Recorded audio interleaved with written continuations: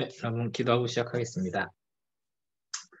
하나님 아버지 감사합니다. 오늘 저희가 또 오랜만에 구원론을 배우러 모였습니다. 우리 주님께서 저희를 어떻게 구원하셨는지 잘 살펴보고 또 그 은혜를 우리가 알아가는 시간 잘 가질 수 있도록 도와주시옵소서.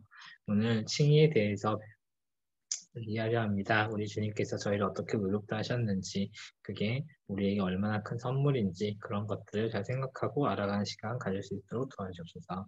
예수님의 이름으로 기도드렸습니다. 아멘. 네, 여러분 오랜만이죠. 오랜만에 뵙습니다. 한 2주 휴강을 하고 시험 기간을 오면서 다시 보는데요. 자, 우리가 지금 구원론 하고 있죠. 구원론.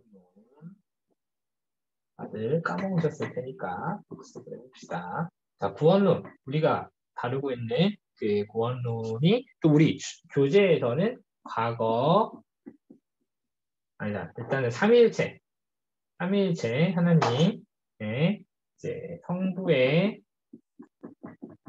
예정 그리고 성자의 실행, 성취 뭐 이렇게 합니다. 실행이라 할게요. 그리고 성령님의 적용이 있었어요. 그래서 이때 예정론을 처음에 엄청 길게 했었죠. 그리고 성령님의 적용에 있어서 이 구원이 우리에게 성부가 예정하시고 성자 예수님께서 이루신 이 구원이 우리에게 어떻게 오는 것인가를 과거, 현재, 그리고 미래 관점의 구원으로 보고 있었습니다. 그래서 과거, 현재, 미래에 각각에 있는 여러 가지 것들을 우리가 뭐라고 했죠? 구원의 순서 혹은 구원의 서정 이렇게 배웠었죠. 처음에 소명이 있었고 그 다음에 중생을 했었죠. 중생 그리고 우리가 회, 심을 했었고요. 그리고 그 다음에 연합을 했었어요. 연합 그리고 오늘이 이제 칭의, 양자 이렇게 했었고 여기 넘어가서 성화 그리고 잠깐만요. 아니 견입니다. 성화 견이 제가 알고 있는 거랑 책이랑 약간 달라가지고 근데 달라도 상관없다고 했죠. 성화 견이 혁신 영화 이렇게 진행이 될 겁니다. 그래서 앞으로 칭, 양자, 성화, 견이, 혁신, 영화 이렇게 6개 오늘까지 하고 6과를 하면은 벌써 구원론은 끝납니다. 자, 성령님이 적용하는 데 있어서 이제 구원이 과거에 나는 이미 구원을 받았고 구원을 받아가고 있으며 앞으로 구원받을 것입니다. 과거, 현재, 미래에 3가지 시제로 구원을 이해하고 더 나아가서 설명할 수 있어야 된다고 했어요. 잠시만요. 자, 한다고 했어요. 그래서 특히 과거의 구원에 있어서는 회심을 제외하고는 물론 회심도 어느 정도는 뭐 해당하지만 대체적으로 과거에 내가 알기도 전에 이뤄진 구원이잖아요. 그래서 내가 인지하기 전에 이뤄진 구원이고 그래서 대체적으로 하나님의 일방적인 사역이라고 했어요. 과거니까 내가 알지도 못하는데 이미 나한테 구원이 일어난 거잖아요. 즉 하나님이 일방적으로 내가 알기도 전에 이런 나의 부르심 그리고 다시 거듭나게 하시고 나를 회개와 믿음으로 돌이키시고 또 이제 예수님과 하나 된 상태가 되게 하시고 오늘 또 칭의를 배울 겁니다. 소명에서는 뭐가 중요했죠? 유효한 부르심, 그렇죠? 그런 게 중요합니다. 중생에 있어서는 뭐가 있을까요? 거듭남인데 거듭남이면은 여기에서의 거듭남이 어떤 나의 마음의 거듭남 이런 거라고 배웠죠. 그리고 회심은 이제 그 마음의 거듭남을 통해서 나의 방향이 바뀌 지정의의 사용 방식이 바뀌는 게 회심이고 연합은 그리스도에 접붙여진 그런 상태의 그런 연합 그리고 내가 그리스도와 함께 여기서 갈라디아서 2장 22절이었나?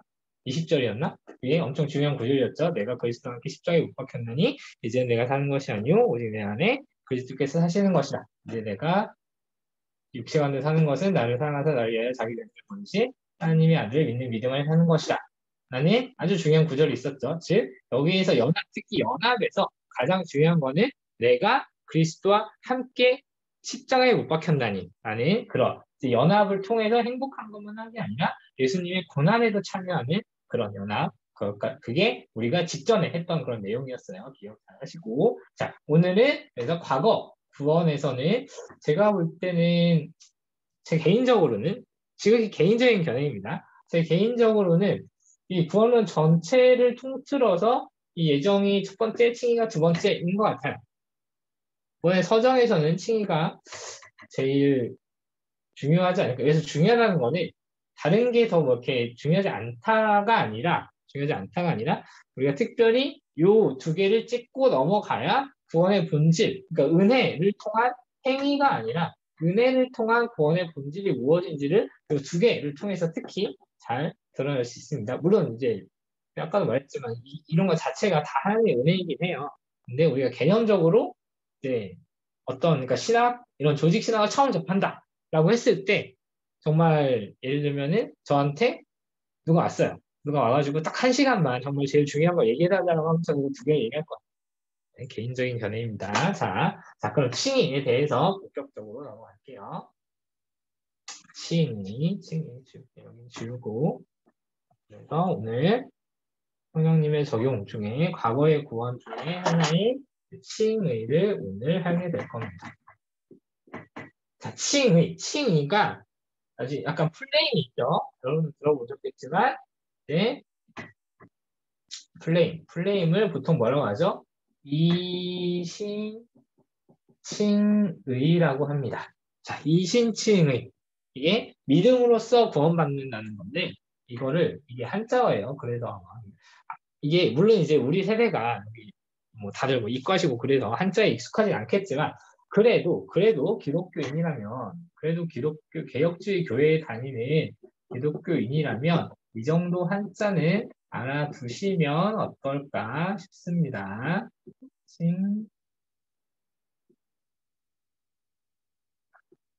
네, 이신칭이 이렇게 씁니다.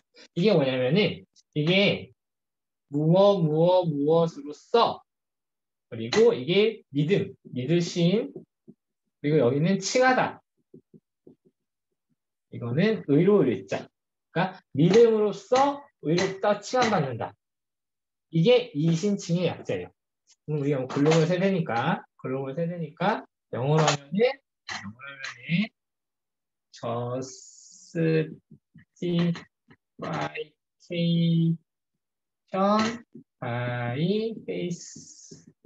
faith라고 해야 되나요? 뭐 모르겠네. 아무튼 이렇게 이거는 알아도 믿음으로써 구원을 받는다. 이게 아주 중요합니다. 왜 중요하냐면 잘 발표파일 보는 것 같아요. 여기 보시면 칭의의 중요성. 이 이신칭의 교리가 왜 중요한지 바로 개신교가 세워지는데 가장 큰 역할을 한 교리이기 때문입니다. 자, 거기 방금 이번 보시면 루터가 사실 그 종교개혁은 처음에 이제 루터가 일으켰죠. 그 95개조 반박문이라는 걸 통해서 당시 천주교에서 가르치던 모든 교리, 그러니까 대부분의 교리들이 잘못되었고, 대부분입니다, 여러분. 모든이 아니에요. 물론 이제 핵심적인 건 다 다르죠. 제가 왜 대부분이라고 하는지는 나중에 교회론 가면 여지가 있을지 모르겠네요. 아무튼. 자, 그런 것들이 다 잘못됐다라고 하면서 95개조 반박문을 통해서 이신칭의 교리를 처음 등장시키면서 개신교가 시작이 됩니다. 자, 당시에 루터가 아시다시피 천주교 수도사였어요. 그런데 당시에 물론 요즘도 뭐 비슷하긴 하지만 당시에 천주교에서 말하는 구원의 방식은 철저히 행위 구원이었습니다. 그러니까 인간의 어떤 행위, 어떤 인간의 수행, 고행 그런 것들을 통해서 구원받는다라는 게 그들의 중심 교리였고 사실 지금도 마찬가지죠. 천주교의 교리에 대해서는 몇 번 간혹 얘기를 드렸던 적이 있는 것 같아요. 넘어갈게요. 자, 그래서 루터가 엄청 그 수도원에 들어가서 뭐 누가 봐도 완전 정석으로 막 그렇게 그런 수도원에 생활했어요. 그리고 당시에 어떤 뭐 고행 훈련이라고 해야 되나 그런 걸 했냐면은 그 이제 계단에다가 이렇게 유리 파편을 막 뿌려놓고 거기를 무릎으로 이렇게 올라가는 뭐 그런 고행이 있었대요. 그러니까 몸의 어떤 괴로움을 통해서 나의 모든 뭐 잡념을 제거하고 이제 하나님께만 집중하는 약간 그런 것들을 통해서 구원에 이르겠다. 약간 이런 식의 뭐 훈련, 수도 이렇게 고행 그런 것들 많이 했대요. 우리 생각으로 상당히 이해가 안 되죠. 근데 어쨌든 뭐 신앙의 영역이라 이거는 이해는 할 수 없습니다. 어쨌든 근데 그러다가 루터가 오늘 뭐 성경을 보시면 알겠지만 믿음으로 뭐 하나님의 의가 뭐 믿음으로 나타나서 뭐 이런 구절들을 보면서 오직 의인은 믿음으로 말미암아 살리라. 이런 성경의 구절들을 보면서 지금 우리가 하고 있는 이런 고행들이 내가 하고 있는 이런 고행들이 나의 즉 행위가 구원을 주는 게 아니라 오직 믿음이 나에게 구원을 주는구나 라는 거를 깨달았어요. 그래서 이 이신칭의가 즉 말하자면은 굳이 표현하자면은 이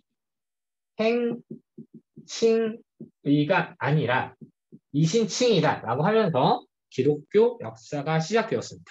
자, 그럼 도대체 칭의는 무엇인가에 대해서 조금 더 구체적으로 가볼게요. 자, 첫 번째, 칭의는 의롭다 칭하는 거잖아요. 그쵸? 그래서 죄인들이 그러니까 악하지 않고 의롭다고 칭해주시는, 선언하시는 하나님의 법정 선언이에요. 하나님이 법적으로, 신분적으로 넌 이제 죄인이 아니라 의인이다라고 선언을 해주시는 거예요.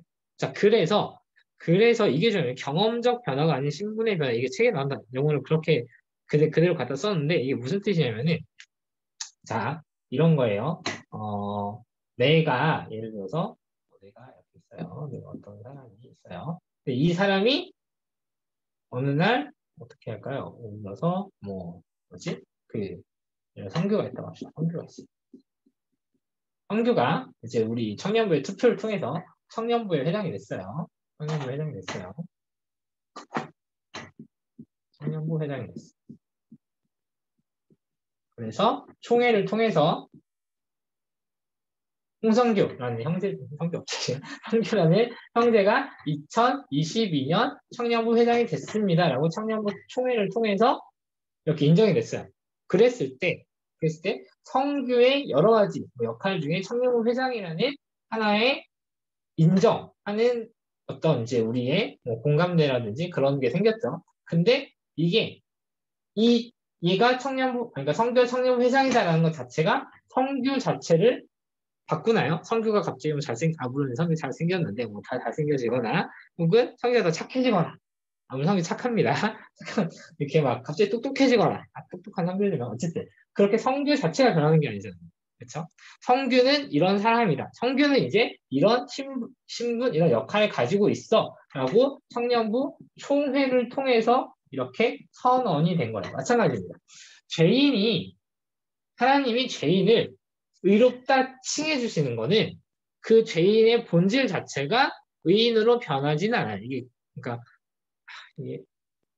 그 사람이 모든 게 다 선해지고, 모든 게 다 완벽해지고, 의인이 되는 게 아니에요. 죄인이지만 의롭다 칭해주시는 것. 이게 조금 미묘하게 다릅니다. 죄인이 의인이 되는 것과 죄인이 의인 취급을 받는 것과 좀 다릅니다. 어쨌든 이게 신분적인 변화의 법정 선언이다. 경험적인 변화가 아니라 신분의 변화 이렇게 알아두시면 될 것 같고요. 두 번째, 칭의는 전적으로 그리스도 구속 사역의 결과입니다. 이거는 뒤에 나오겠지만 그냥 이 문장은 그냥 아실 것 같아요. 이건 넘어가겠습니다. 자, 그리스도의 구속 사역의 결과고요. 그래서 우리의 죄값뿐 아니라 의의 값을 지불하셨다. 이거 기독론에서 구속이 무엇인지 이런 거에 대해서 많이 배웠죠. 모르시면 다시 보시고요. 자, 세 번째, 칭의는 예수 그리스도를 믿는 믿음으로 말미암는다. 믿음으로 말미암는다. 이런 거. 믿음이 뭔지는 좀 이따가 다시 한번 해볼게요. 자, 그리고 네 번째, 칭의에 있어서 선한 행위는 아무런 공헌이 없지만 선행은 신자의 삶에 있어서 중요하다. 이런 책에는 본문 내용은 안 나오고 있지 요약본만 있는데 이런 내용이에요.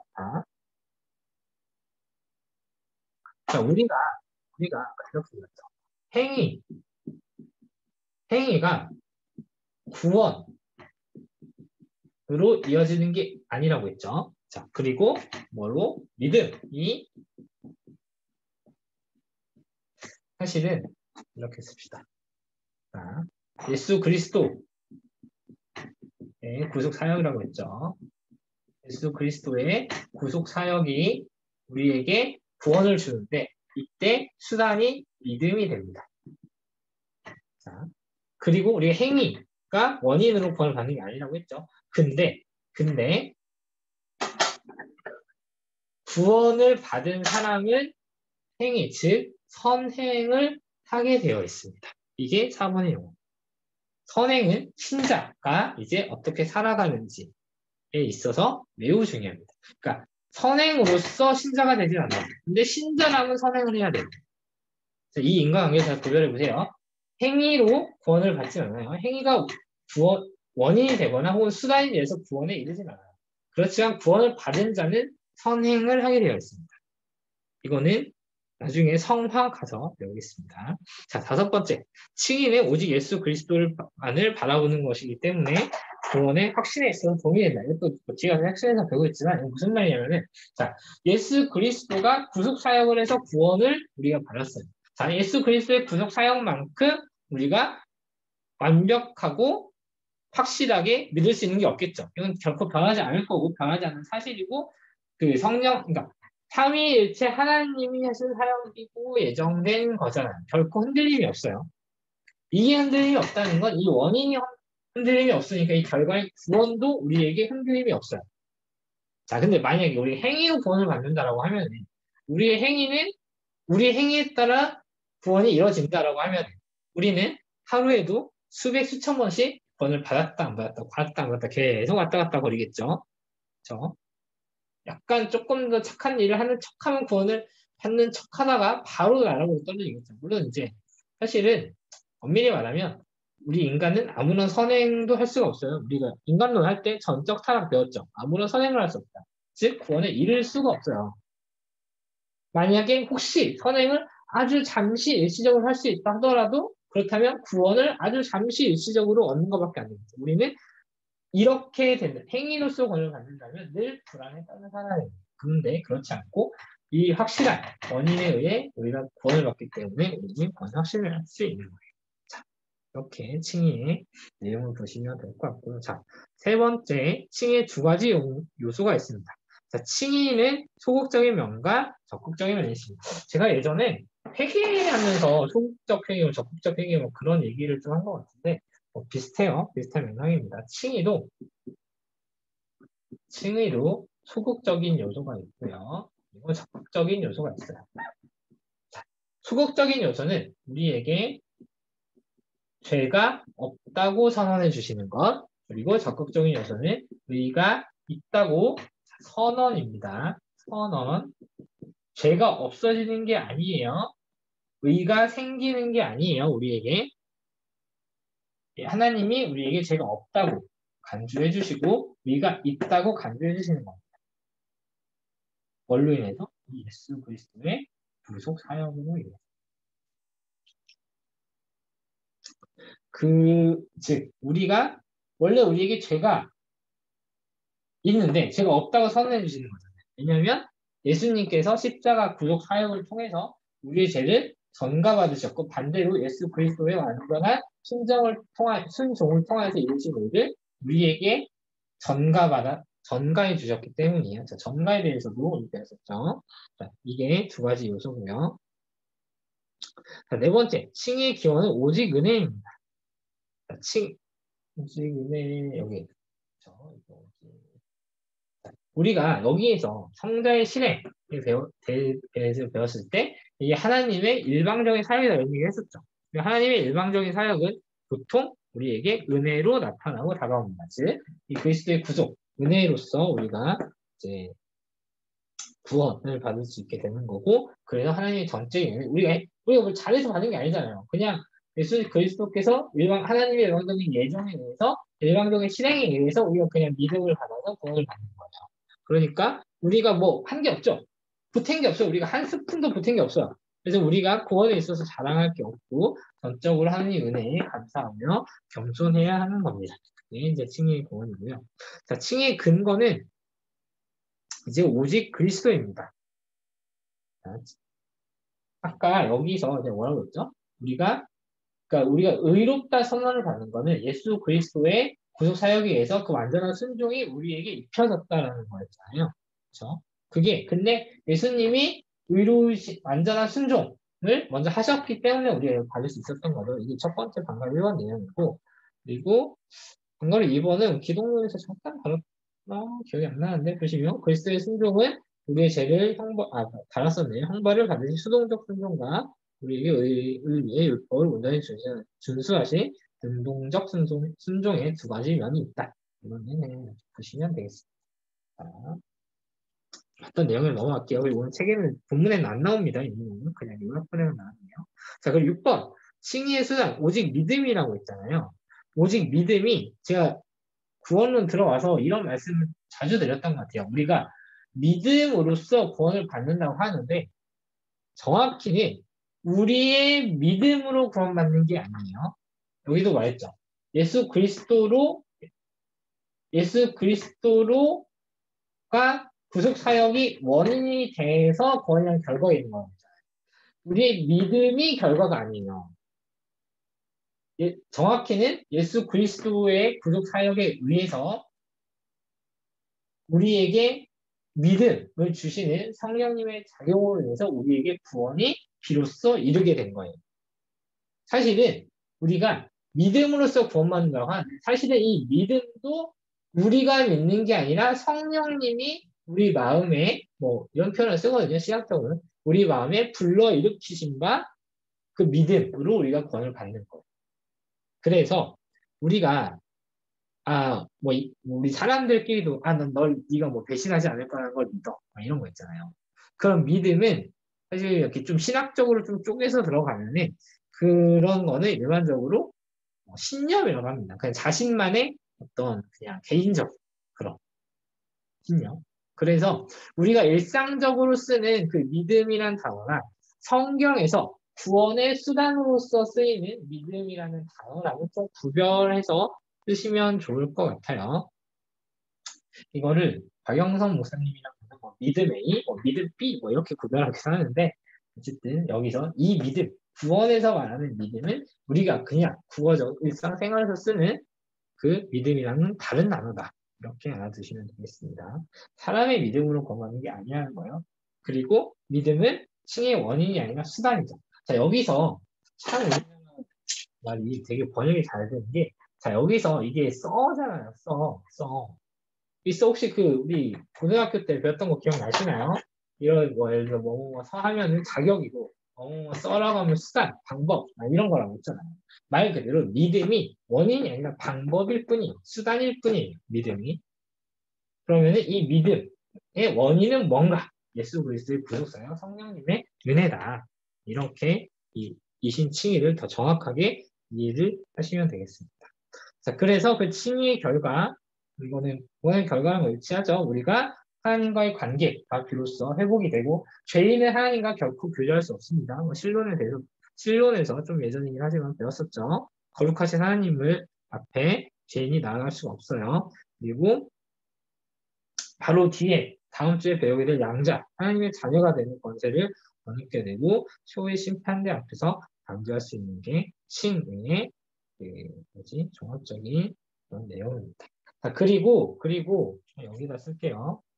그리고 오늘 또 하나 약간 부가적으로 말씀을 드릴 게 약간 이거는 우리 이제 아나운서교 청년부에 다니고 있다면 상식으로 가지고 있어야 되는 내용이라 보시면 자, 오늘 큰 제목에 4번, 5번, 6번 보면은 오직 은혜, 오직 그리스도, 오직 믿음 이런 게 있잖아요. 자, 이번 순서는 그냥 해볼까? 보시면요. 오직 은혜, 그리고 오직 그리스도, 그리고 오직 믿음.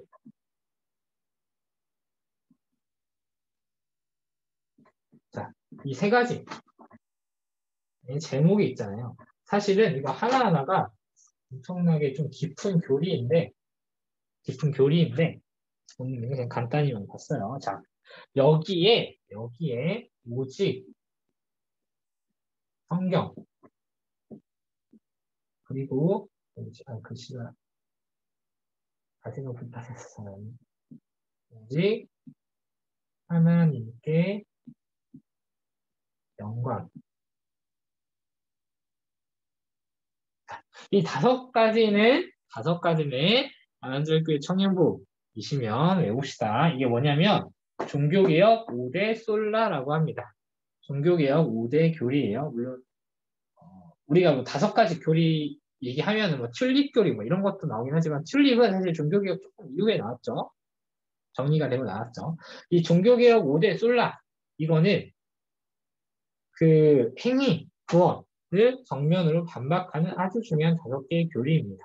이거를 물론 이제 뭐 좀 뭐 그러니까 뭐 솔라 스크립투스, 솔라 잠깐만 솔라 피데고, 솔라 그라티아, 솔루스 크리스투스, 솔리 데오 글로리아 뭐 이런 표현도 아시면 좋긴 한데 뭐 이런 거는 나중에 보시고 일단 다섯 개의 교리는 꼭 외우셨으면 좋겠고요. 이 다섯 개에 대해서 이 다섯 가지 교리에 대해서 좀 더 이제 이 종교개혁 5대 솔라 종교개혁 5대 교리에 대해서 좀 더 자세하게 보고 싶다라고 하시는 분은 청년부실에 가시면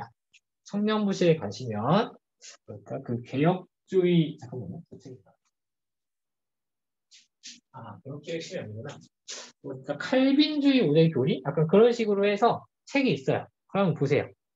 거기에 보시면 이제 그 책 표지 다섯 개가 이렇게 대놓고 나온 게 있거든요. 그거 보시면 되겠습니다. 자, 이 종교개혁 5대 솔라 중에 오늘 이 세 가지가 나오죠. 제목으로. 그리고 이 제목이 어디서 나오냐면 칭의에서 나오죠. 자, 종교개혁에서 다뤘던 이 다섯 가지의 교리가 칭의에서 나와요. 즉, 칭의가 그만큼 아까 말씀드렸죠. 개신교의 탄생, 우리 종교개혁을 통해서 다시 이제 하나님의 다른 성경의 교리로 돌아가 그 종교개혁에서 가장 중요한 칭의가 오늘 배운 내용이다. 이렇게 이해를 하시면 되겠습니다.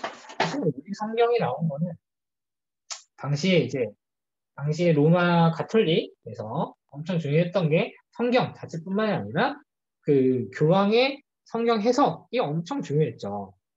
그래서 그게 인간 해석이 중요한 게 아니라 진짜 성경이 말하는 것만 가야 된다로부터 시작해서 이런 칭의 교리가 나오고 결국 오직 하나님께 영광을 돌려야 된다 이렇게 결론 내는 게 종교개혁 5대 교리입니다. 꼭 알아두세요. 그리고 이게 이승칭의 교리의 내용이다 이렇게 알아두시면 되겠습니다. 자, 오늘 발제 여기까지 마치고요. 책은 한 20분 읽어도 되겠다. 56분까지 책 읽고 다시 이 자리에 모이겠습니다. 56분까지 책 읽게요.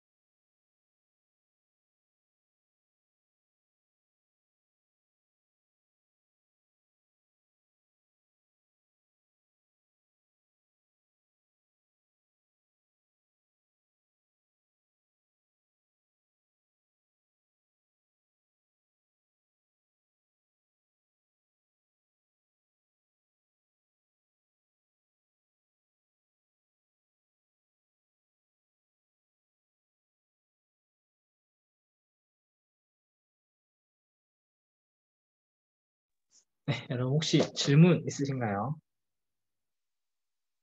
신 관련돼서